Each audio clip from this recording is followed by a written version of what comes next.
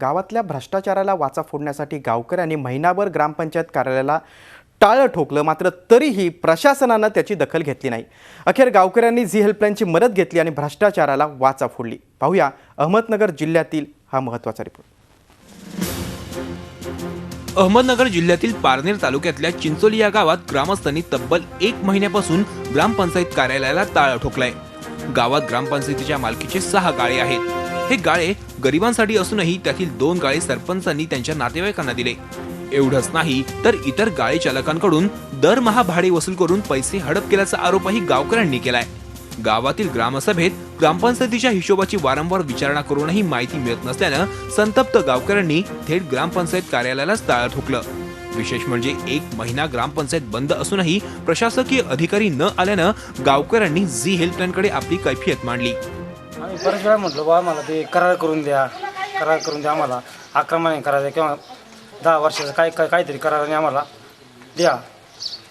ते टाळाटाळ करतात हे कामाला बा बघू पुढं सांगू तुम्हाला। साधारणतः पावत्या द्या म्हणलं आम्ही जे भाडं भरतोय त्याच्या पावत्या द्या, पुढच्या महिन्यात देऊ असं म्हणता अजून असंच चाललेलं आहे। ग्रामपंचायत मालकीचे 6 गाळे आहेत, त्यांची मी माहिती मागितली। त्यातील 2 गाळे हे सरपंच ताब्यात आहे। त्यात वैयक्तिक त्यांची एक पतसंस्था दूध डेअरी चालू आहे। त्यांनी ग्रामपंचायती सरपंच हे वाकींच्या गाळेधारकांकडून पैसे वसूल करतात व त्याची पोचपावती पण देत नाहीत आणि स्वतः मात्र कोणत्याही प्रकारे भाडं भरत नाहीत। गावकऱ्यांची तक्रार येताच झी हेल्पलाईनची टीम तातडीनं चिंचोली गावात पोहोचली। गावात महिला सरपंच होत्या। भ्रष्टाचाराबाबत झी हेल्पलाईनच्या टीमनं त्यांच्याकडे विचारणा केली, मात्र जी माहिती हवी ती प्रशासनाला देऊ असं म्हणत त्यांनी कॅमेऱ्यासमोर बोलण्यास नकार दिला। अखेर गावकऱ्यांची मागणी झी हेल्पलाईनच्या टीमनं गटविकास अधिकाऱ्यांपुढे मांडली। तातडीनं ग्रामपंचायतीचं कार्यालय उघडून ग्रामस्थांना हवी असलेली माहिती देऊ असं आश्वासन त्यांनी झी हेल्पलाईनला दिलं।